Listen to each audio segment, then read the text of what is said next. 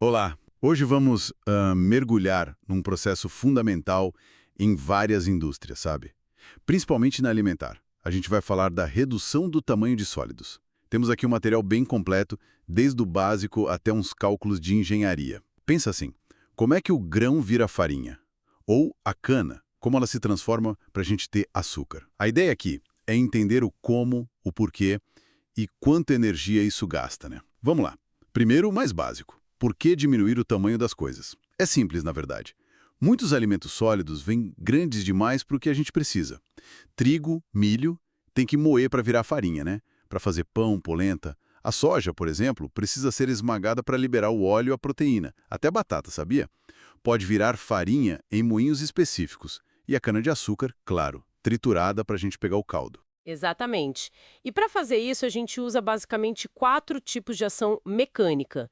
Compressão, que é o esmagamento mesmo, impacto, tipo uma pancada forte, atrito, que é esfregar uma superfície na outra, até desgastar, e o corte, com lâminas. E olha, muitas vezes não é só uma dessas. É uma sequência, sabe, para chegar no ponto certo. Entendi. E que tipo de máquina faz esse trabalho todo? As fontes mencionam trituradores, moinhos, é isso? Isso mesmo, tem uma variedade grande. Para pedaços maiores, a gente usa equipamentos mais parrudos. Tem os trituradores de maxila, que são como mandíbulas mesmo, que apertam e quebram o material num espaço que vai diminuindo, e os giratórios, que é tipo um cone que gira meio fora de centro dentro de outro cone fixo. Lembra um pilão gigante no morteiro. São ótimos para a primeira quebra, sabe? Especialmente em material bem duro. Ah, legal. Esses são para começar o serviço, então. Mas e para coisa mais fina? Tipo farinha mesmo? Pois é, aí a tecnologia já é outra. Moinhos de rolos, por exemplo, são muito comuns para grãos. São cilindros que giram um contra o outro, esmagando o que passa ali no meio. Tem os moinhos de martelo também, super usados. Martelos giram rápido e batem no material contra a carcaça da máquina. O material vai quebrando até ficar fino bastante para passar por uma grelha embaixo. E ainda tem outros, como os de atrito, que usam mais o desgaste. Moinhos de bolas. Moinhos de bolas? Como assim? É um cilindro que gira e dentro tem bolas de aço ou de porcelana, sabe? Conforme o cilindro gira, as bolas caem sobre o material e vão moendo. É bem eficaz para moagem fina. E claro, tem os moinhos de facas, que são mais para cortar coisas fibrosas ou mais macias. Nossa, quanta opção! Mas aí surge a dúvida. Como é que a gente sabe se o tamanho ficou certo? E a energia gasta nisso tudo? Não deve ser pouco, imagino. Boa pergunta. Para medir o tamanho, o padrão é usar um jogo de peneiras. São peneiras com malhas de aberturas diferentes, uma em cima da outra. A gente coloca a amostra na peneira de cima e agita. Aí você vê quanto material ficou retido em cada peneira.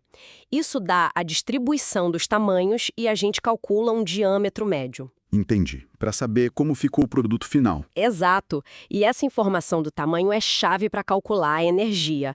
Basicamente, a energia é usada para duas coisas: vencer a resistência interna do material e criar novas superfícies, ou seja, as fraturas.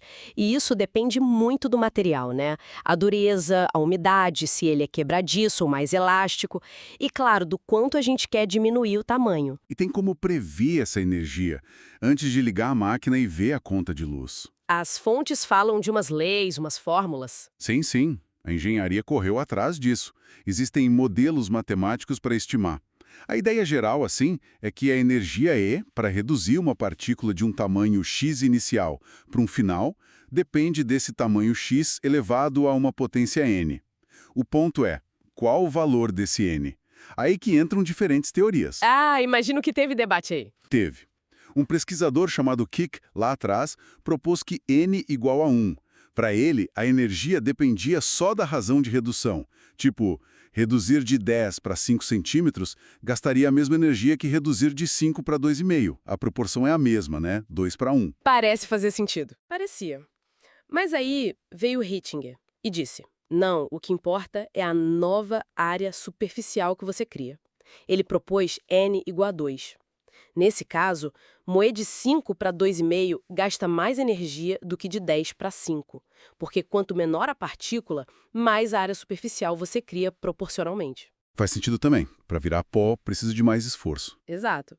E aí, para complicar ou descomplicar, veio o Bond. Ele propôs N igual a 1,5. O Bond fez uma abordagem mais empírica, baseada em muitos testes práticos. A lei dele acabou sendo a mais usada na indústria. O pulo do gato de Bond foi incluir o que ele chamou de índice de trabalho, o E.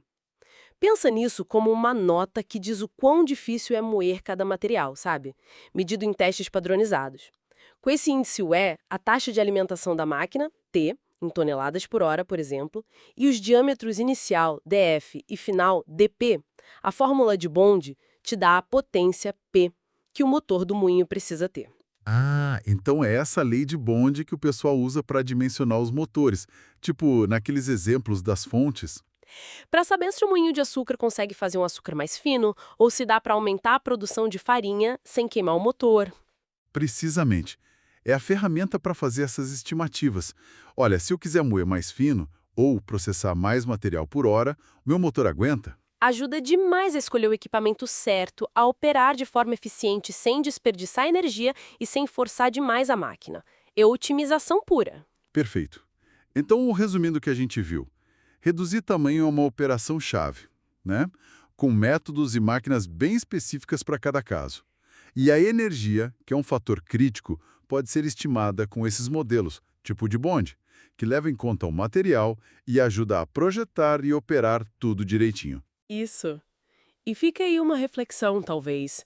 Da próxima vez que a gente pegar um pacote de farinha ou de açúcar, ou qualquer produto que passou por isso, vale pensar que por trás daquela textura, da forma como ele cozinha, até da liberação dos nutrientes, tem toda uma engenharia controlando o tamanho das partículas. Não é só força bruta, é um ajuste fino para chegar no produto ideal para o nosso uso.